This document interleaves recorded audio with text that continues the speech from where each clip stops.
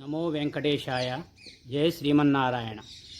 ఇప్పుడు మీరు చూస్తున్న ఈ దేవాలయం శ్రీ దేవల్ బాలాజీ వెంకటేశ్వర స్వామి దేవస్థానం, బండపాలెం, కోదాడ మున్సిపాలిటీ పరిధి, సూర్యాపేట జిల్లా. ఈ దేవాలయంలో ప్రత్యేకత ఇటు పక్కకు చూపించే మీకు అశోకుడు వేసినటువంటి స్తంభం కనిపిస్తుంది. ఇది అశోకుడు వేయించిన స్తంభాలలో ఇది ఒకటిగా చెప్తూ ఉన్నారు. అంటే ఈ దేవాలయం అప్పటికే నిర్మించి ఉంటుందన్నట్టు. ఇంకా ఈ దేవాలయంలో ప్రధానంగా ఆంజనేయ స్వామి ఈ దేవాలయ క్షేత్ర పాలకుడుగా చెప్తూ ఉంటారు. ఈ దేవాలయంలో అతి ముఖ్యమైనటువంటి వారు వీరు ఆంజనేయ స్వామి.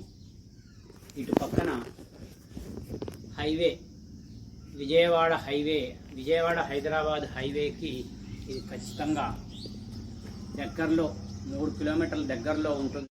ఈ దేవాలయం స్వయంభు స్వామివారు తెల్ల గుర్రం పైన, శ్రీ వెంకటేశ్వర స్వామి తెల్లని గుర్రాని పైన వెళుతూ దేవాలయం చుట్టూ అంతా ఒక ప్రదక్షిణ చేసి లోపల వెలిసినారు. ఉత్తరముఖంగా స్వామి వెలిసి ఉంటారు.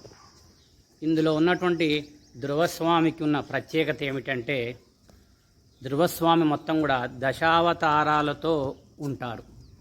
దశావతారాలతో పాటుగా క్రింద అమ్మవార్లు శ్రీలక్ష్మి, భూలక్ష్మి అమ్మవార్లు ఉంటారు. అది కాక ఈ స్వామి క్రింద గరుడార్లు వారు పైన సింహాసనం మీద ఉంటారు.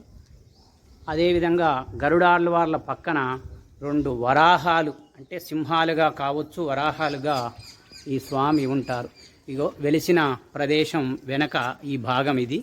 మీకు లోపల స్వామిని దర్శించుకుంటే పూర్తిగా మీకు తెలుస్తుంది. మీరు వెలిసిన స్వామిని చూసుకోవడానికి నేరుగా అవకాశం లేదు. మీకు ఇక్కడ వచ్చిన వాళ్లకు అద్దంలో మేము చూపిస్తూ ఉంటాము. ఇక ఈ దేవాలయంకి వచ్చే భక్తులంతా వారు ఒక్క ప్రదక్షిణ చేసుకొని స్వామిని వారి కోరికలను కోరుకుంటారు. నెరవేరిన తర్వాత వారి శక్తికి తగ్గటువంటి ప్రదక్షిణలు చేయటం అనేది ఈ దేవాలయంలో భక్తులు చేసేటువంటి పద్ధతులు. ఇక ఇక్కడ ఒక గోశాల కూడా నిర్వహణ జరుగుతూ ఉంటుంది. ఇక స్వామివారి కళ్యాణము ఈ దేవాలయానికి బయట భాగంలో ఉంటుంది. ఈ గోశాల ఒకటి ఏర్పాటు చేయబడి ఉన్నది.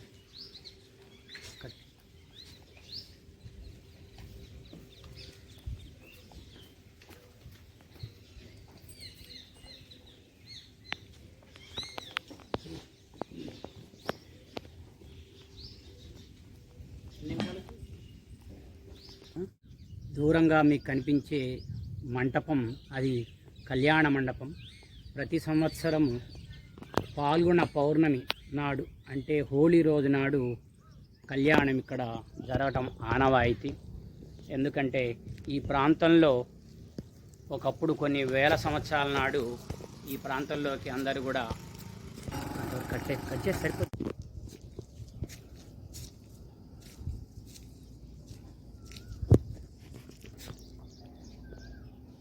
రామ లక్ష్మణాచార్యులు వంశపారంపర్య అర్చకుల్ని ఈ కనిపించే ఈ సింహద్వారాన్ని కరివైరి ద్వారం అని కూడా అంటారు. సింహ ద్వారం అని కూడా చాలామంది కవులు కీర్తించినటువంటిది. ఈ సింహద్వారం లోపల నుంచి వెళ్ళడానికి అవకాశం ఉంది. ఇది కాకుండా మీకు తూర్పు వైపు నుండి కూడా వెళ్ళడానికి అవకాశం ఉంటుంది ఈ దేవాలయాన్ని ప్రవేశించడానికి. జై శ్రీమన్నారాయణ. జై జై శ్రీమన్నారాయణ.